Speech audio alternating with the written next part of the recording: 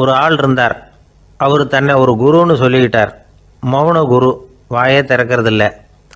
அவருக்கு 2 சீடர்கள் உண்டு. இவங்க தான் வர்றவங்க கிட்ட பேசுவாங்க, விளக்கம் கொடுப்பாங்க. ஒரு நாள் இந்த சீடர்கள் 2 பேரும் எங்கேயோ வெளியில் போயிட்டாங்க. அந்த நேரம் பார்த்து ஒருத்தர் அங்கே வந்தார். குரு கிட்ட போனார். குருவே, புத்தர்னா என்னன்னு கேட்டார். குருவுக்கு ஒன்றும் புரியல. அவர் உண்மையான குருவாக இருந்தாவில் புரியும். அவர் திருன்னு முழிக்க ஆரம்பிச்சிட்டார். இந்த நேரம் பார்த்து இந்த சீடர்கள் எங்கேயோ போயிட்டாங்களே, என்ன பண்ணுறது, உதவிக்கு யாராவது கிடைக்க மாட்டாங்களா அப்படின்னு அப்படியே சுற்றி பார்க்குறார். அங்கங்கே பார்க்குறார். வந்தவர் இதை கவனித்தார். ஏதோ புரிஞ்சுக்கிட்ட ஒரு மாதிரி அடுத்த கேள்வி கேட்டார். தர்மம்னா என்ன சுவாமின்னார். குருவுக்கு ரொம்ப சங்கடமாக போச்சு. நம்ம நிலைமை இப்படி ஆகிட்டுதே, இக்கட்டில் மாட்டிக்கிட்டோமே அப்படின்னு நினச்சபடியே விட்டத்தை பார்த்தார். அப்புறம் குனிஞ்சு தரையை பார்த்தார். அப்படியே உட்காந்துக்கிட்டார். வந்தவர் உடனே அடுத்த கேள்விக்கு போயிட்டார். தியானம்னா என்ன சுவாமின்னார். பாவம் என்ன பண்ணுவார் அந்த குரு, பேசாமல் கண்ணை கெட்டியாக மூடிக்கிட்டார். இது ஏதுடா வம்பா போச்சுன்னு. இவர் இப்படி பண்ணால் கூட வந்தவர் சளைக்கல. இன்னொரு கேள்வியும் கேட்டார். ஆசீர்வாதம்னா என்ன அப்படின்னார். இவர் பார்த்தார். இப்படியே போனால் இவர் கேள்வி கேட்குறத நிறுத்த மாட்டார் அப்படின்னு நினச்சிக்கிட்டு எனக்கு ஒன்றுமே தெரியாதுங்கிற பாவனையில் 2 கையையும் விரித்து காட்டினார். வந்தவர் முகத்தில் மகிழ்ச்சி, மன நிறைவு. ஏதோ எல்லாம் புரிஞ்சுக்கிட்ட ஒரு மாதிரி அங்கேருந்து புறப்பட்டு போனார். வழியில் அந்த குருவோட சீடர்கள் 2 பேரையும் சந்தித்தார். உங்கள் குருவை தான் பார்த்துட்டு வரேன்னார். இவர் என்ன நடந்ததுன்னு கேட்டாங்க. இவர் வரமா சொல்கிறார். உங்கள் குரு எவ்வளவு பெரிய ஞானி தெரியுமா? புத்தர்னா என்னன்னு கேட்டேன். அதுக்கு அவர் அப்படியும் இப்படியும் பார்த்தார். அதுக்கு என்ன அர்த்தம் தெரியுமா? மக்கள் புத்தரை அங்கேயும் இங்கேயும் தேடுறாங்க. உண்மையில் அவர் அங்கேயும் இங்கேயும் தேடி கண்டுபிடிக்க முடியாது அப்படிங்கிறத அவர் செய்கை மூலம் உணர்த்தினார். அதுக்கப்புறம் தர்மம்னா என்னன்னு கேட்டேன். அவர் மேலேயும் கீழையும் பார்த்து தர்மம் சமமானது, அதில் உயர்வு தாழ்வு இல்லைங்கிறத உணர்த்தினார். அதுக்கப்புறம் தியானம்னா என்னன்னு கேட்டேன். கண்ணை மூடிக்கிட்டார்.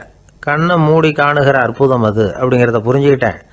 கடைசியாக ஆசீர்வதிக்கப்படுறது பற்றி கேட்டேன். கைகளை நீட்டி உதவுறது தான் அது அப்படிங்கிறத தன்னுடைய இருகை விரித்து உணர்த்தினார். எவ்வளோ பெரிய மகான் அவர் அப்படின்னு சொல்லிவிட்டு அவர் பாட்டு போயிட்டார். சீடர்கள் அதுக்கப்புறம் மெதுவாக குருக்கிட்ட சேர்ந்தாங்க. அவங்கள பார்த்ததும் குருவுக்கு கோபம் வந்துட்டுது. அடே பாவிகளா, எங்கடா போய் தொலைஞ்சிங்க? நான் ஒரு ஆளுகிட்ட மாட்டிக்கிட்டு என்ன பாடுபட்டிருக்கேன் தெரியுமான்னார். இது மாதிரி தான் நாம் சாதாரண மனிதர்களின் புற வேடங்களிலேயே மயங்கி போயிடுறோம். அவங்க பேச்சு, செய்கை, பார்வை இதிலெல்லாம் ஏதோ பெரிய தத்துவம் இருக்கிறதாக நினச்சிக்கிறோம். உண்மையிலேயே அந்த தத்துவங்கள் யாருக்கு சொந்தம்? அவங்களுக்கு இல்லை, நமக்கு தான் சொந்தம். நாம் தானே அதை கற்பிச்சுக்கிட்டோம். நம்மை நாம் அடையாளம் கண்டுக்கிறது இல்லை. நாம் யாருங்கிறது நமக்கு புரியறதில்ல. அதுதான் இன்றைக்கி நடக்கிறது. அதனால தான் அடுத்தவங்களை தேடி ஓடிக்கிட்டு இருக்கிறோம். சில வீடுகளில் கூட இது மாதிரி சைகைகள் உண்டு. சில குடும்ப தலைவர்கள் தினமும் காலையில் கண்ணை கெட்டியாக மூடிக்கிட்டு கை 2ஐயும் சுத்தமாக விரித்து வச்சுக்கிட்டே உட்காந்து தியானம் பண்ணுறது வழக்கம். எதுக்காக அப்படி பண்ணுறீங்கன்னு ஒருத்தரை பார்த்து கேட்டேன். இந்த மாதம் வாங்கின சம்பளம் பூரா தீர்ந்து போச்சு. இனிமேல் என் கையில் சுத்தமாக ஒன்றும் இல்லை. புதுசாக எதுவும் செலவு வச்சுடாதே அப்படிங்கிறத அப்படி உள்ளங்கை 2ஐயும் விரித்து காட்டி அவங்களுக்கு உணர்த்துறேன் அப்படின்னார். ஒருத்தன் வேகமாக ஓடி வந்தான். ஏப்பா அப்படி தலை தெறிக்க ஓடி வர்றேன்னு கேட்டேன். பின்னாடி துரத்திக்கிட்டு வருது சார் அப்படின்னா. ஏதாவது நாய் துரத்திக்கிட்டு வருது போல இருக்கு அப்படின்னு நினச்சி அவனுக்கு பின்னாடி பார்க்குறேன். கண்ணுக்கு எட்டின தூரம் வரைக்கும் எதுவுமே தெரியல. ஏன்பா எதுவும் ஒன்றை துரத்துறது மாதிரி தெரியலையேன்னு. நல்லா பாருங்கள் சார் அப்படின்னா. பார்த்துட்டு தான் சொல்கிறேன் என்ன. இதோ பாருங்கள் சார், இதுதான் என்னை துரத்துது அப்படின்னு அவன் காட்டுறான். அவன் சுட்டி காட்டின இடத்துல பார்த்தா அங்கே அவனுடைய நிழல் தான் தெரியுது. என்னப்பா சொல்கிற அப்படின்னு சொல்லி அவனை சந்தேகமாக பார்த்தேன். அதுக்கப்புறம் தான் விவரமாக பேசினான். சார், எனக்கு என் நிழலை கண்டா பிடிக்கிறதில்ல. எப்போ பார்த்தாலும் இது என்னையே பின்தொடர்ந்து வந்துக்கிட்டு இருக்குது. இதை என்னால் சகிக்கவே முடியல. இதை என்கிட்டேருந்து பிரிக்கிறதுக்கு எவ்வளவோ முயற்சிகள்லாம் பண்ணி பார்த்துட்டேன், முடியலன்னா. அப்படி என்னென்ன முயற்சிகள் பண்ணினேன் அப்படின்னு கேட்டேன். அவன் என்னென்ன செஞ்சாங்கிறத விவரமாக சொன்னான். அவன் என்ன பண்ணியிருக்கிறான், ஒரு பெரிய குழியை தோண்டி அதில் தன்னுடைய நிழலை புதைச்சிருவோம் அப்படின்னு முடிவு பண்ணிட்டு மண்வெட்டி எடுத்துக்கிட்டு தோட்டத்து பக்கம் போயிருக்கான். ஆழமாக ஒரு குழியை தோண்டியிருக்கான். குனிஞ்சு பார்க்குறான். அந்த குழிக்குள்ளே தன்னுடைய நிழல் தெரியுது. ஆஹா, இதுதான் சமயம், நிழல் இப்போ குழிக்குள்ளே இருக்குது, மண்ணை போட்டு மூடி விடலாம் அப்படின்னு நினச்சிக்கிட்டு கொஞ்சம் மண்ணை அள்ளி போட்டான். பார்த்தா இப்போ அந்த நிழல் அந்த மண்ணுக்கு மேலே வந்து நிற்கிது. இது ஏதுடா வம்பா போச்சு அப்படின்னு அவசரமாக மண்ணை வாரி போட்டு மூடி பார்க்குறான். குழி பூராவும் மூடி விட்டு பார்க்குறான். மறுபடியும் நிழல் மேலே வந்து உட்காந்துக்கிட்டு இருக்குது. சரி, இதை குழியில் புதைக்க முடியாது அப்படின்னு முடிவு பண்ணிட்டு இதை இங்கேயே இப்படியே விட்டுட்டு ஒரே ஓட்டமாக ஓடி போடுவோம் அப்படின்னு நினச்சி எடுத்தான் ஓட்டம். அது காலை நேரம். இவன் மேற்க நோக்கி ஓடிக்கிட்டு இருக்கிறான். ஓடி ஓடி பார்க்குறான், நிழல் இவனை விட வேகமாக இவனுக்கு முன்னாடி ஓடிக்கிட்டு இருக்கு. சரி, திரும்பி ஓடி பார்ப்போம் அப்படின்னு நினச்சிக்கிட்டு அப்படியே சடார்னு திரும்பி ஓட ஆரம்பித்தான். பார்த்தான், அப்பாடா நிழலை காணலை. கொஞ்சம் தூரம் ஓடி ஒரு இடத்துல நின்று அப்படியே சாவகாசமாக திரும்பி பார்க்குறான். பின்னாடி நின்றுக்கிட்டு இருக்குது நிழல். இப்படி ஓடி வந்து தான் இங்கே நம்ம முன்னாடி நின்று தன்னுடைய அவஸ்தையை சொல்லிகிட்டு இருக்கிறான். இந்த நிழலை துரத்துறது அல்லது வெட்டி விடுறது, இதுக்கு ஏதாவது வழி இருக்கா சொல்லுங்கள் சார் அப்படிங்கிறான். நமக்கு ஒன்றும் புரியல. அந்த நேரம் பார்த்து ஒரு பெரியவர் வந்தார். அவர்கிட்ட யோசனை கேட்டோம், என்ன செய்யலாம்னு. அவர் சொன்னார், இந்த பாருப்பா, நீ அங்கேயும் எங்கேயும் ஓடாத, அப்படியே கீழே படுத்துக்கொண்டார். அது நல்ல உச்சி வேலை. அவன் அப்படியே கீழே படுத்துக்கிட்டான். இப்போ அப்படி இப்படின்னு திரும்பி பார்க்குறான், நிழலை காணலை. அவன் இப்போ தான் நிம்மதியாக இருந்தான். இப்போ அந்த பெரியவர் சொன்னார், எல்லா மனிதர்களுமே இப்படி தான் ஓடிக்கிட்டு இருக்கிறாங்க. நான் எனது அப்படிங்கிற ஆணவம் தான் அவங்கள துரத்திக்கிட்டு இருக்கு. அதை விட்டுட்டு ஓடணும்னு நினச்சாலும் அது முன்னாடி வந்து நிற்கிது. பரம்பொருளை நோக்கி ஓடுறப்போ இந்த ஆணவம் பின்னாடி வந்துவிடுது. பரிபூர்ண சரணாகதிங்கிற நிலையில் அது முழுசுமாக மறைஞ்சுவிடுது. தன்னை உணர்கிற வேலை அது. அந்த நேரம் மனிதனுக்கு விடுதலை உணர்வு ஏற்படுகிற நேரம் அது. அப்படிப்பட்ட சுதந்திர மனிதர்களாக எல்லாரும் மாறி போயிட்டாங்கன்னா இந்த உலகமே இன்பமயம் அப்படின்னு ஒரு விளக்கம் கொடுத்தார் பெரியவர். நம்மால் ஒருத்தர் வேகமாக ஓடி வந்துக்கிட்டு இருந்தான். ஏன்டா அப்படி ஓடி வர்ற அப்படின்னு கேட்டார் எதிரில் வந்தவர். ஆசை துரத்துது, அதுதான் ஓடி வர்றேன்னா. உனக்கு என்ன ஆசைன்னு கேட்டார். எனக்கு ஒன்றும் ஆசை இல்லைங்க, என்னை எப்படியாவது பிடிச்சுடணும்னு போலீஸ்காரங்களுக்கு ஆசை. அந்த ஆசை இப்போ என்னை துரத்தி பின்னாடி வந்துக்கிட்டு இருக்குது. அதுதான் தப்பிச்சு வந்துக்கிட்டு இருக்கிறேன். குறுக்க நிற்காதீங்க சார், வழியை விடுங்க அப்படின்னு சொல்லிவிட்டு வேகமாக ஓடி மறைஞ்சான். எனக்கு வாழ்க்கையில் ஒரே ஒரு ஆசை தான் சார் அப்படின்னார் ஒருத்தர். அது என்னன்னு கேட்டேன். ஆசைகளை ஒழிச்சுடணுங்கிறது தான் என்னோட ஆசை அப்படின்னார். இப்படி ஆசைகளை ஒழிக்க வேண்டும் அப்படிங்கிறதையே ஒரு ஆசையாக கொள்வது அபத்தம் அப்படிங்கிறார் ஒரு பெரியவர். இது மாதிரி ஆசைகளை ஒழிக்க ஆசைப்பட்டால் அந்த நோக்கம் நிறைவேறாதான். அந்த முயற்சியால் புதுசாக சில துன்பங்கள் தான் சேருமா. அதில் புதுசாக ஒரு ஆசை தலை தூக்கும் அப்படிங்கிறார் அவர். ஆசைகளை தானாக விழ வச்சுடலாம். அதுக்கு வழி என்ன தெரியுமா? எந்த ஒரு ஆசையையுமே பூரணமாக நிறைவேற்றி கொள்ள முடியாதுங்கிறத உணரணும். அதை உணர்ந்தால் ஆசைகள் தானாக விழுந்துடும். அதை விட்டுட்டு ஆசைகளை விட்டுடணுங்கிறதையே ஒரு ஆசையாக வச்சுக்கிட்டு அதுக்காக கடுமையாக முயற்சிகளையும் செஞ்சுக்கிட்டு நான் ஆசைகளை விட்டுட்டு ஞானோதயம் அடையிறதுக்கு கடுமையாக முயற்சி பண்ணிகிட்டு இருக்கிறேன் சார் அப்படின்னு சொல்லிக்கிட்டு இருந்தால் எந்த காலத்துலேயும் ஞானோதயம் வரப்போகிறதில்ல. அதுக்கு பதிலாக துன்பந்தான் சேரும் அப்படிங்கிறது அவரோட கருத்து. எந்த ஒரு ஆசையையும் பூரணமாக நிறைவேற்றி கொள்ள முடியாது அப்படிங்கிறத உணரணும். ஒரு ராஜா, அவர் மனசில் அமைதி இல்லை, எப்பவும் கஷ்டப்பட்டுக்கிட்டே இருந்தார். இந்த துன்பத்தை போக்குறதுக்கு பல வழிகளில் என்னென்னமோ முயற்சியெல்லாம் பண்ணி பார்த்தார். ஒன்றும் சரியாக வரல. கடைசியாக ஒரு காரியம் பண்ணார். அதாவது ஒரு வேதாந்தியை தேடிட்டு போனார். அவரை பார்த்து கேட்டார், ஐயா, என்னுடைய துன்பங்கள்லேருந்து நான் விடுபடணும், அதுக்கு சுலபமாக ஏதாவது ஒரு வழி இருந்தால் சொல்லுங்களேன் அப்படின்னு கேட்டுக்கிட்டார். அதுக்கு அந்த வேதாந்தி சொன்னார், அதுக்கு ஒரு வழி சொல்கிறேன், அது மாதிரி செய். அதாவது உன்னுடைய ராஜ்யத்துக்குள்ள போதுங்கிற மனசோட வாழ்கிற ஒருத்தனை கண்டுபிடிக்கணும். அப்படி கண்டுபிடிச்சி அவனுடைய சட்டையை வாங்கி நீ போட்டுக்கணும். அப்படி போட்டுக்கிட்டா உன்னுடைய துன்பம் தீர்ந்துடும் அப்படின்னார். உடனே ராஜாவுக்கு ரொம்ப மகிழ்ச்சி. அரண்மனையில் இருந்த அத்தனை பேரையும் ஆளுக்கு ஒரு பக்கமாக அனுப்புனார். தேட சொன்னார். போதுங்கிற மனசுடைய ஒருத்தனை கண்டுபிடிச்சி கொண்டுகிட்டு வாங்க அப்படின்னார். எங்கெங்கேயோ தேடி கடைசியாக ஒரு ஆளை கண்டுபிடிச்சாங்க. அவன் போதுங்கிற மனசோடு இருக்கிறவன் தான். ஆனால் அவன்கிட்ட சட்டை எதுவும் இல்லை. இடையில கட்டியிருக்கிற துண்டே போதுங்கிற மனசோடு அவன் வாழ்ந்துக்கிட்டு இருக்கிறான். சட்டை இருந்தாவில் ராஜா வாங்கி மாட்டிக்க முடியும். அந்த வேதாந்தி ஏன் அப்படி சொன்னாருங்கிறதுக்கான அர்த்தம் இப்போ தான் ராஜாவுக்கு புரிஞ்சுதான். இது வரைக்கும் சொன்னதெல்லாம் ஞான மார்க்கத்தை தேடிக்கிட்டுறவனுக்கான உள்ள தகவல். இப்போ இன்னைக்கு இளைஞர்கள் இதை கேட்டுவிட்டு நமக்கு ஆசையே வேணாம் அப்படின்னு முடிவு பண்ணிவிட்டா வாழ்க்கையில் முன்னேறவே முடியாது. நம்முடைய முயற்சிக்கு ஆசை தான் தூண்டுகோல். அதனால் இந்த ஆசையையும் அந்த ஆசையையும் போட்டு குழப்பிக்கக்கூடாது. ஆனால் ஒன்று, பேராசை நமக்கு தேவையில்லை. நாம் படுற ஆசையிலேயும் ஒரு நியாயம் இருக்கணும். ஏன்னா நம்மளில் சில பேர் நீங்கள் தான் சார் சொன்னீங்க, அதனால தான் ஆசைப்பட்டேன், அரை தான் கிடச்சிது மிச்சம் அப்படிம்பாங்க கன்னத்தை தடவிக்கிட்டே. அதனால் இப்போல்லாம் எந்த தகவலை சொன்னாலும் ரொம்ப எச்சரிக்கையாக இருக்க வேண்டியிருக்குது. ஒரு ஆள் ஒரு கடை வச்சு வியாபாரம் பண்ணிக்கிட்டு இருந்தான். அவனுக்கு ரொம்ப பேராசை, நிறைய பணம் சேர்க்கணும்னு. திடீர்னு ஒரு நாள் அவனுக்கு உடம்பு ரொம்ப சுகம் இல்லாமல் போயிட்டுது. இனிமேல் பிழைக்கிறது கஷ்டங்கிற நிலைமை. மரணப்படுகையில் இருக்கிறான். சொந்தக்காரங்கள்லாம் சுற்றி உட்காந்துருக்குறாங்க. இவன் மெதுவாக கண்ணை திறந்து பார்க்குறான். என் வீட்டுக்காரி எங்கேன்னா, இதோ இருக்கேன் அப்படின்னாங்க அந்த அம்மா. பசங்கள்லாம் எங்கேங்கிறான். இதோ பக்கத்தில் தான் நின்றுட்டு இருக்கிறோங்கிறாங்க. பொண்ணுங்க எங்கேங்கிறான். எல்லாம் இங்கே தான் இருக்கிறோம் அப்படிங்கிறாங்க. எல்லாம் இங்கே தான் பக்கத்தில் தான் இருக்கோம், நீங்கள் கவலைப்படாதீங்கன்னு சொல்கிறாங்க எல்லாம். அவன் மெதுவாக கஷ்டப்பட்டு வாயை திறந்து, அட பாவிங்களா, எல்லாரும் இங்கே இருந்தால் அங்கே கடையை யார் கவனிக்கிறது அப்படின்னா. ஜப்பானில் உள்ள ஒரு புத்த விகாரை, அங்கே ஒரு வயசான பௌத்த குரு தங்கியிருக்கிறார். ஒரு நாள் ராத்திரி கடுமையான குளிர், அவரால் தாங்க முடியல. பார்த்தார், மரத்தில் செஞ்ச புத்த சிற்பங்கள் அங்கே நிறைய இருந்தது. அதில் ஒன்றை எடுத்து அதுக்கு தீ மூட்டி அந்த நெருப்பில் குளிர் காஞ்சிக்கிட்டு இருக்கிறார். மர சிற்பம் தீ வச்சதும் படபடன்னு வெடிக்க ஆரம்பிச்சுட்டுது. அந்த சத்தத்தை கேட்டதும் அந்த புத்த விகாரையின் குருக்கள் வெளியில் ஓடி வந்தார். இவர் ஆனந்தமாக குளிர் காஞ்சிக்கிட்டு இருக்கிறார்.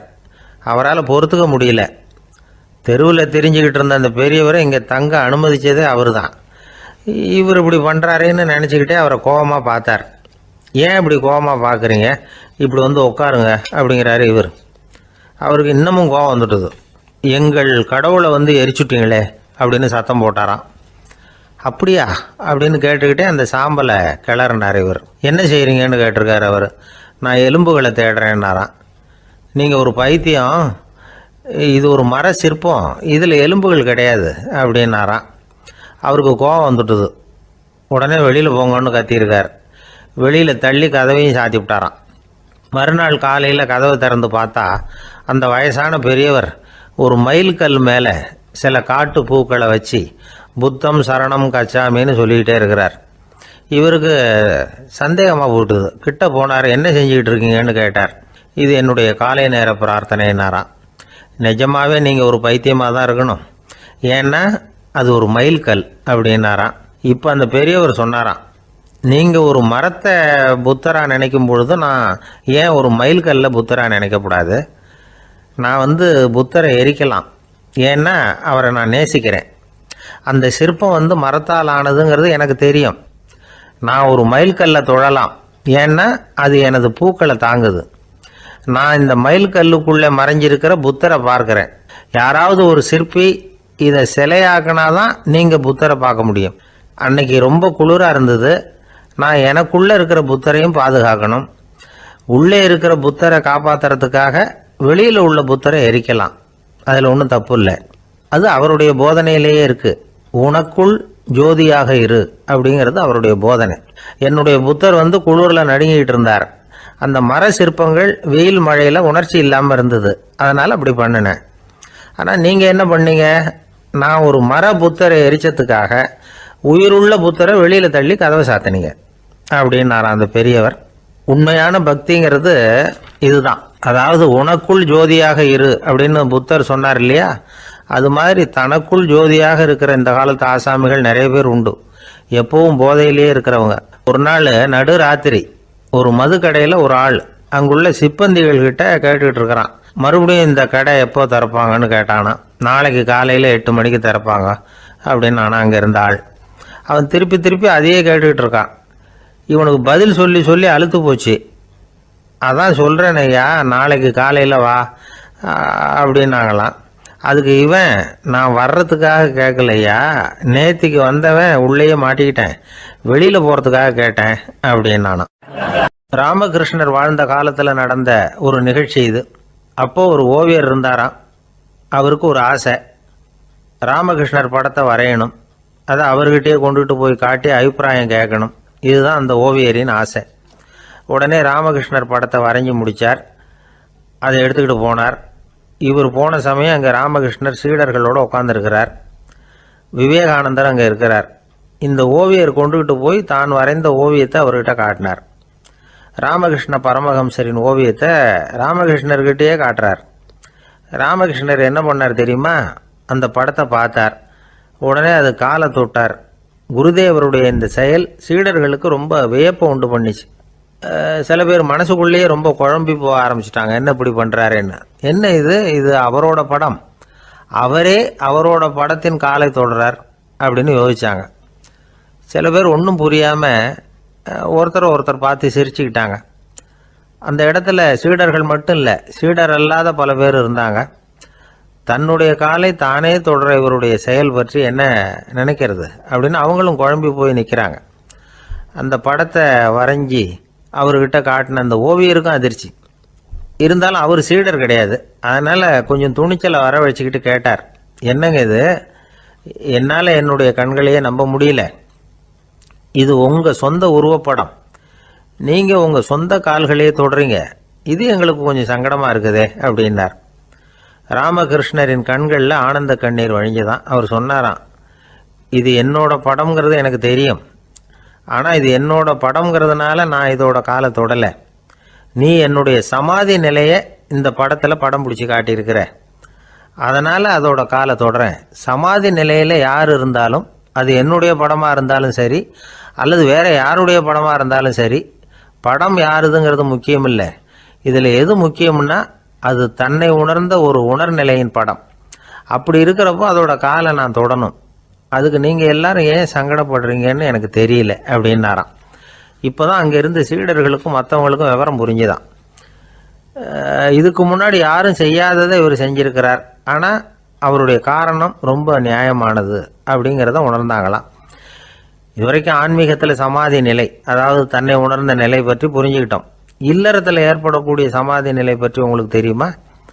ஒரு அம்மா டாக்டர்கிட்ட வந்து சொன்னாங்களாம், டாக்டர், என் வீட்டுக்காரருக்கு உடம்புல ஏதோ கோளாறுன்னு நினைக்கிறேன், நான் எவ்வளவு நேரம் பேசினாலும் காதில் விழாதது மாதிரி உட்கார்ந்துருக்கிறார் அப்படின்னு ஆகலாம். அதுக்கு அந்த டாக்டர் சொன்னாராம், அம்மா, அது உடம்பு கோளாறு இல்லை, அது ஒரு பெரிய திறமை அப்படின்னாராம். ஒரு ஏரி ஓரமாக 2 பசங்க நடந்து போய்கிட்டு இருக்கிறாங்க. அதில் ஒருத்தன் பணக்கார வீட்டு பையன், இன்னொருத்தன் ஏழை. இவங்க 2 பேரும் போய்கிட்டு இருக்கிறாங்க. வழியில் ஒரு இடத்துல ஒரு ஜோடி செருப்பு இவங்க கண்ணில் படுது. ஒரு விவசாயி அந்த செருப்பை அங்கே விட்டுட்டு பக்கத்தில் இருந்த ஏரியில் கை காலை கழுவிட்டு இருக்கிறார். உடனே அந்த பணக்கார பையனுக்கு ஒரு ஐடியா. அவன் சொன்னானா, டேய், இப்போ ஒரு வேடிக்கை செய்யலாம், அந்த செருப்பு 2ஐயும் தூக்கி எட்டத்தில் வீசி எறிஞ்சிருவோம். அந்த ஆள் வந்து பார்த்துட்டு செருப்பை தேடி அல்லாடுவான், அங்கேயும் இங்கேயும் ஓடுவான், திருன்னு முழிப்பான். அதை பார்த்து நாம் ரசிக்கலாம், நல்ல தமாஷா இருக்கும் அப்படின்ட்டுருக்கான்.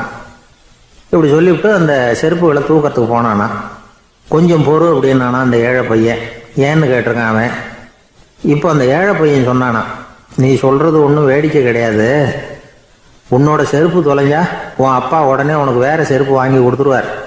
ஆனால் அந்த ஆளுக்கு இந்த செருப்பு தொலைஞ்சதுன்னா வேறு புதுசாக வாங்கிறதுக்கு வாயையும் வயத்தையும் கட்டி பணத்தை சேர்க்க வேண்டியிருக்கும். அதனால் நான் ஒரு வேடிக்கை சொல்கிறேன், அது மாதிரி செய், அது இன்னமும் தமாஷா இருக்கும் அப்படின்னானா. எப்படி அது சொல்லுன்றிருக்கான் அவன். செருப்பு 2ம் அது இருக்கிற இடத்துலையே இருக்கட்டும், உன் சட்டப்பையிலிருந்து ஒரே ஒரு ரூபா நாணயத்தை எடு, அதை அந்த செருப்பு மேலே அதோட குதிகால் பகுதியில் வச்சுட்டு நாம் 2 பேரும் அந்த மரத்துக்கு பின்னாடி ஓடி போய் மறைஞ்சு நின்றுக்குவோம், அப்புறம் பாரு வேடிக்கையை அப்படின்னா. அதே மாதிரி ரூபா காசு செருப்பு மேலே வச்சுட்டு இவங்க 2 பேரும் மறைஞ்சு நின்றுக்கிட்டாங்க. கொஞ்ச நேரத்தில் அந்த விவசாயி வந்தார். காலில் உள்ள மண்ணை தட்டிவிட்டு செருப்பை மாட்டுறதுக்காக போனார். அங்கேருந்து காசு கண்ணில் போட்டுவிட்டுது. அவருக்கு ஆச்சரியமாக போச்சு. அதை கையில் எடுத்து பார்க்குறார். 4 பக்கமும் திரும்பி திரும்பி பார்க்குறார், யார் இதை வச்சுருப்பான்னு. கடைசியில் ஆகாயத்தை பார்க்குறார். ஆண்டவா, இது உன்னோட கருணை தான், நீ தான் யாரோ புண்ணியவான் மனசில் தர்மம் பண்ணுற எண்ணத்தை உண்டாக்கி இருக்கிற, அந்த புண்ணியவான் நல்லா இருக்கணும் அப்படின்னு வாழ்த்தி அந்த காசை கண்ணில் ஒத்திக்கிட்டாரான். மறைஞ்சிருந்து பார்த்துக்கிட்டு இருந்த ஏழை பையன் இப்படி சொன்னான், பாத்தியா, உன்னை புண்ணியவான்னு வாழ்த்தி விட்டு போகிறார் அந்த ஆள், அவருக்கும் சந்தோஷம், அதை பார்த்து நமக்கும் சந்தோஷம். உனக்கு ரூபாங்கிறது ஒரு பெரிய விஷயம் இல்லை, ஆனால் அதனால் நமக்கு கிடைச்சிருக்கிற மகிழ்ச்சி ரொம்ப உயர்வானது அப்படின்னு நானா. வேடிக்கையும் கிண்டலும் இது மாதிரி அடுத்தவங்களுக்கு இடைஞ்சலாக இல்லாமல் இருக்கணும் அப்படிங்கிறார் கலைவாணர். ஆனால் பாருங்கள், அவருக்கே இடைஞ்சலாக வர்ற விஷயங்களை கூட அவர் வேடிக்கையாக தான் எடுத்துக்கிட்டாராம். ஒரு தடவை ஒருத்தர் கலைவாணர்கிட்ட வந்து, ஐயா, என் குழந்தை செத்து போச்சு அப்படின்னு சொல்லி அழுதாராம். உடனே அவருக்கு 100 ரூபா பணத்தை கொடுத்து இந்தாங்க அடக்கம் செய்யுங்க அப்படின்னு சொல்லி அனுப்பி வச்சாராம். 1 வருஷம் கழிச்சு மறுபடியும் அதே ஆள் வந்திருக்கார். இவர் மறந்துருப்பாருங்கிற நினைப்புல, அண்ணே என் குழந்தை இறந்து போச்சுண்ணே அப்படின்னாராம். இவர் மறுபடியும் 100 ரூபா கொடுத்து ஆறுதல் சொல்லி அனுப்பி வச்சாராம். 7-8 மாதம் கழிச்சு மறுபடியும் அதே ஆள் வந்திருக்கார். அவர் வாயை திறக்கிறதுக்கு முன்னாடியே இவர் 100 ரூபாய் அவர் கையில் வச்சு, போன 2 தடவை தான் குழந்தை செத்து போச்சு, இந்த தடவையாவது அதை சாகாம காப்பாற்றி விடு அப்படின்னு சொல்லி அனுப்பி வச்சாராம். அதுக்கப்புறம் அந்த ஆள் வர்றதே இல்லையா. ஒரு ரயில் வேகமாக போயிட்டு இருக்கு. அது ஒரு ரயில்வே ஸ்டேஷனில் கொஞ்ச நேரம் நின்றுது. அப்போ அதில் ஒரு ஆள் ஏறினார். தலையில் ஒரு மூட்டையை வச்சுருந்தார். மூட்டையை தலையில் சுமந்துக்கிட்டே உள்ளே வந்தார். மூட்டையை தலையில் சுமந்துக்கிட்டே ஒரு இடத்துல உட்காந்தார். ரயில் மறுபடியும் புறப்பட்டுது. இவர் தன் தலையில் இருந்த மூட்டையை கீழே இறக்கி வைக்கணும்ல, வைக்கல, சுமந்துக்கிட்டே வரார். எதிரில் உட்காந்துருந்தவர் கேட்டார், ஏங்க ஏன் இப்படியே உட்காந்துருக்குறீங்க தலையில் மூட்டையை வச்சுக்கிட்டு, மூட்டையை கீழே இறக்கி வைக்கலாமே அப்படின்னார். வேணாங்க, பாவம், தலையில் இருக்கிற மூட்டையை இறக்கி ரயிலில் வச்சா ரயிலுக்கு பாரம் அதிகமாக இருக்கும் அப்படின்னார் அவர். இப்படி ஒரு ஆளை பார்த்தா நமக்கு சிரிப்பு தான் வரும். ஏன்னா ரயிலுங்கிறது அந்த மூட்டையையும் சேர்த்து சுமந்துக்கிட்டு தான் போகுது.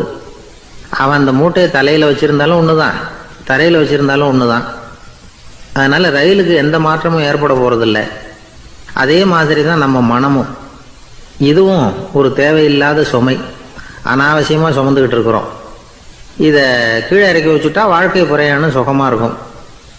ரயில் பிரயாணம் பண்ணுற அந்த ஆள் மூட்டையை சுமக்கிறான், வாழ்க்கை பிரயாணம் பண்ணுற நாம மனசை சுமக்கிறோம். இது ரெண்டுக்கும் எந்த வித்தியாசமும் இல்லை.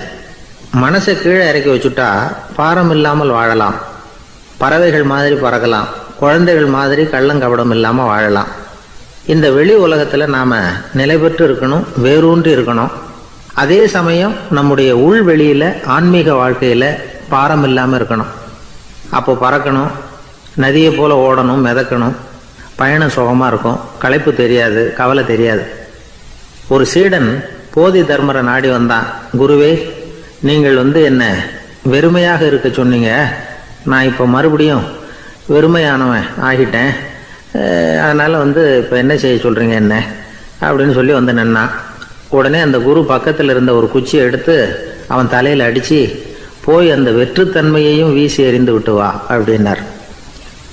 நான் இப்போ காலியாக இருக்கிறேன்னு ஒருத்தன் சொல்கிறான்னு வச்சுங்க, அது உண்மை இல்லை. ஏன்னா இன்னமும் அதில் நான்கிற எண்ணம் இருக்குது. எந்த சிந்தனையும் இல்லாமல் இருக்கிறது கடினம்தான். ஆனாலும் மனிதன் அதில் உள்ள நுட்பத்தை புரிஞ்சுக்கிட்டான்னா, இவ்வளவு தூரம் தூக்கி சுமந்துக்கிட்டு வந்த அந்த மனதின் முட்டாள்தனத்தை அவனே பார்த்துட்டு சிரிப்பான். இதுதான் பெரியவங்க சொல்லியிருக்கிற ஆலோசனை. நம்மால் ஒருத்தன் தலையில் ஒரு பெரிய மூங்கில் கூடையோடு ரயிலில் உட்காந்தான். கூடை தலையில் இருந்தது, கீழே இறக்கி வைக்கல. எதிரில் இருந்தவர் கேட்டார், ஏங்க எதுக்காக அதை அனாவசியமாக சுமந்துக்கிட்டே இருக்கீங்க, கீழே இறக்கி வைங்களேன்னார். இல்லைங்க, நான் வீட்டை விட்டு புறப்படும் பொழுதே என் பையன் சொல்லிவிட்டான், கூடையை தலையை விட்டு இறக்கக்கூடாதுன்னு அப்படின்னார். அவன் சின்ன பையன், விவரம் இல்லாமல் சொல்லியிருப்பான். இப்போ என்ன நேரில் வந்தால் பார்த்துக்கிட்டு இருக்கிறான், நீங்கள் இறக்கி வைங்கன்னார் அவர். அவன் நேரில் பார்த்துக்கிட்டு இல்லை, இருந்தாலும் நான் இந்த கூடையை கீழே இறக்கி வச்சா அது அவனுக்கு தெரிஞ்சிடும் அப்படின்னாரு இவர். அது எப்படின்னார் அவர். அவன் தனக்கு டிக்கெட் வாங்க வேணாம்னு சொல்லி இப்போ இந்த கூடைக்குள்ளே தான் உட்காந்துருக்கிறான் அப்படின்னார் இவர். எனக்கு தெரிஞ்ச ஒருத்தர் இருக்கார். அவர் ஒரு பெரிய காவல்துறை அதிகாரி, ரொம்ப கண்டிப்பானவர். அவரை கண்டாவே எல்லாரும் பயப்படுவாங்க. அப்படிப்பட்டவர் வீட்டுக்கு போனால் அப்படியே அடியோடு மாறிடுவார். அங்கே போய் பார்த்தீங்கன்னா குழந்தைகளோட குழந்தையா அவர் விளையாடிக்கிட்டு இருப்பார். அலுவலக சமயத்தில் பார்த்தீங்கன்னா குதிரை முதுகில் அவர் உட்காந்துருப்பார். வீட்டில் பார்த்தீங்கன்னா அவர் முதுகில் குழந்தை உட்காந்துருக்கும். அவர் குதிரை மாதிரி போயிட்டு இருப்பார். இது எப்படிங்க முடியுது உங்களால் அப்படின்னு கேட்டாங்க. அது ஒன்றும் இல்லை, இங்கே வீட்டுக்கு வந்த உடனே என்னோட மனசை தனியாக எடுத்து வச்சிருவேன் அப்படின்னார். அது என்னங்க உங்கள் சட்டப்பயிலியாக இருக்குது மனசு, அது தனியாக எடுத்து வைக்கிறதுக்கு அப்படின்னு கேட்டாங்க. அப்படி இல்லைங்க, இது ஒரு பயிற்சி, மனப்பயிற்சி, அவ்வளவுதான் அப்படின்னார். இப்படி சமயம் பார்த்து மனசை தனியாக வச்சுவிட தெரிஞ்சவங்க வாழ்க்கையில் எப்பவும் உற்சாகமாக இருப்பாங்க அப்படிங்கிறது பெரியவங்க கருத்து. ஒரு டாக்டர் ஆஸ்பத்திரியில் இருக்கிற வரைக்கும் டாக்டராக இருக்கலாம். அவர் மனைவிகிட்டையும் அவர் டாக்டராக இருக்க வேண்டிய அவசியம் இல்லை. ஒரு வக்கீல் கோர்ட்டில் இருக்கிற வரைக்கும் வக்கீலாக இருக்கலாம், வீட்டுக்கு வந்ததுக்கு அப்புறமும் வக்கீலாக இருக்க வேண்டிய அவசியம் கிடையாது. வீட்டில் குழந்தைகள்கிட்ட விளையாடும் பொழுதும் அதுகள்கிட்ட ஃபீஸு கேட்டுக்கிட்டு இருக்கக்கூடாது. நாம் எப்படி இருக்கணும்னு பெரியவங்க சொல்கிறாங்கன்னா, மனசோட சேரக்கூடாதான். அப்படி சேராமல் வாழ்க்கையை கவனிக்கணுமா. மனசை அப்படியே தனியாக எடுத்து பக்கத்தில் வச்சுடணும். அப்படின்னா அதை அப்படியே தூக்கி எறிஞ்சுடு அப்படின்னு அர்த்தம் இல்லை. ஏன்னா மனசுங்கிறது நமக்கு உபயோகப்படக்கூடிய ஒன்று தான். எப்போ எப்போ அது தேவையோ அப்பப்போ எடுத்து உபயோகப்படுத்திக்கணும். தேவைப்படுறப்போ எடுத்து கண்ணாடியை மாட்டிக்கிறோம்ல, படிக்கும் பொழுது கண்ணாடி தேவைப்படுது, எடுத்து மாட்டிக்கிறோம் இல்லையா? அது மாதிரி கணக்கு போடுறதுக்கு மனசு தேவை. கடைக்கு போய் ஒரு பொருள் வாங்குகிறோம், காசு கொடுக்குறோம், மீதி சில்லறை சரியாக இருக்கா அப்படின்னு எண்ணி பார்த்து வாங்க வேண்டியிருக்கு. அந்த சமயத்தில் மனசை எடுத்து தனியாக வச்சுட்டேன் அப்படின்னு சொல்லிகிட்டு இருக்கக்கூடாது. பரீட்சைக்கு படிக்க வேண்டியிருக்குது, படித்ததையெல்லாம் அப்படியே நினைவில் வச்சுக்க வேண்டியிருக்கு. அந்த சமயத்தில் மனசை தூக்கி எறிஞ்சுட்டேன் சார் அப்படின்னு சொல்லிகிட்டு இருக்கக்கூடாது. அப்படி சொன்னால் பரீட்சை நம்மளை தூக்கி எறிஞ்சிடும். அதனால் தேவைப்படுறப்போ மனசை உபயோகப்படுத்தணும், தேவையில்லாதப்போ அது தனியாக ஓய்வு எடுத்துக்க விட்டுடணும். இப்படி நாம் பழக்கப்படுத்திக்கிட்டா வாழ்க்கைங்கிறது நமக்கு புதுசாக தெரியுமா. மனசுக்கும் ஒரு சக்தி கிடைக்கும். எந்திரங்களுக்கு ஓய்வு கொடுக்குற மாதிரி மனசுக்கும் ஓய்வு கொடுக்கணும், இல்லைன்னா அது களைச்சி போயிடும். குழந்தைகள் மனசை சுமந்துக்கிட்டு இருக்கிறது இல்லை. இது முதியவர்கள் குழந்தைகள்கிட்ட இருந்து கற்றுக்க வேண்டிய ஒரு பாடம். ஆனாலும் இந்த கால குழந்தைகள்கிட்ட ரொம்ப எச்சரிக்கையாக இருக்க வேண்டியிருக்கு. ஒரு தாத்தாவும் பேரனும் விளையாடிக்கிட்டு இருக்கிறாங்க. தாத்தா, எனக்கு சைக்கிள் ஓட்ட கற்றுக் கொடு அப்படிங்கிறான் பேரன். சைக்கிள் உயரம் கூட இல்லை, அதுக்குள்ளே சைக்கிள் ஓட்டணுமா அப்படின்னார் தாத்தா. ஏன் தாத்தா, ரயில் ஓட்டுறாரு, அவர் என்ன ரயில் நீளமாக இருக்கார் அப்படின்னு கேட்டானா அந்த பையன். ஒரு பெரிய நினைவு மண்டபம், அதுக்கு முன்னாடி ஒரு அப்பாவும் பிள்ளையும் நின்றுக்கிட்டு இருக்கிறாங்க. அந்த வழியாக போகிறவங்க வர்றவங்கெல்லாம் அந்த இடத்துல நின்று அது என்ன மண்டபம் அப்படின்னு விசாரிக்க ஆரம்பித்தாங்க. அந்த அப்பாவும் பிள்ளையும் தான் வர்றவங்களுக்கெல்லாம் விவரம் சொல்லிகிட்டு இருக்கிறாங்க.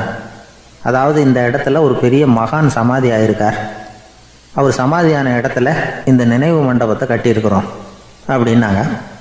ஊர் பூரா இந்த செய்தி பரவிச்சு. நிறைய பேர் அந்த இடத்த தேடி வர ஆரம்பித்தாங்க. இங்கே கொஞ்சம் நேரம் உட்காந்துட்டு போனால் மனசுக்கு ஒரு நிம்மதி கிடைக்கிது அப்படின்னாங்க. அங்கே இருந்த உண்டியலில் நிறைய காசு போட்டுட்டு போகிறாங்க. பணம் கிடுகிடுன்னு நிறைய சேர ஆரம்பிச்சுட்டுது. பணம் நிறைய சேர்ந்த உடனே அந்த அப்பாவுக்கும் பிள்ளைக்கும் தகராறு வந்துட்டுது. பணம் சேர்ந்தாலே சொத்து தகராறு வரத்தானே செய்யும், அது மாதிரி வந்துட்டுது. பையன் அடிக்கடி நிறைய பணம் கேட்க ஆரம்பித்தான். அப்பா பார்த்தார், யோசனை பண்ணார், ஒரு முடிவுக்கு வந்தார். ஒரு நாள் பையனை கூப்பிட்டார். இதை பாருப்பா, நமக்குள்ள தகராறு வேணாம். அப்பாவும் பிள்ளையும் இப்படி சண்டை போட்டுக்கிட்டா பார்க்குறவங்க தப்பாக நினைப்பாங்க. அதனால் நமக்குள்ளே சமரசமாக இதை தீர்த்துக்குவோம், என்ன சொல்கிற அப்படின்னார் அப்பா. சரின்னு நான் பையன். உடனே அந்த அப்பா என்ன பண்ணார் தெரியுமா? மகன்கிட்ட கொஞ்சம் பணத்தை கொடுத்தார், தன்கிட்ட இருந்த ஒரு கழுதையையும் கொடுத்தார். இதை வச்சு நீ பொழைச்சிக்கோ அப்படின்னு சொல்லி அனுப்பி வச்சுட்டார். மகன் அந்த கழுதையை இழுத்துக்கிட்டு அடுத்த ஊருக்கு போனான். வழியிலேயே அந்த கழுதை செத்து போச்சு. உடனே என்ன பண்ணலாம்னு யோசனை பண்ணான். ஒரு ஐடியா வந்தது. அந்த கழுதையை ஒரு சாலை ஓரமாக புதைச்சான். கையில் இருந்த பணத்தை வச்சு அந்த இடத்துல ஒரு கல் மண்டபம் கட்டினான்.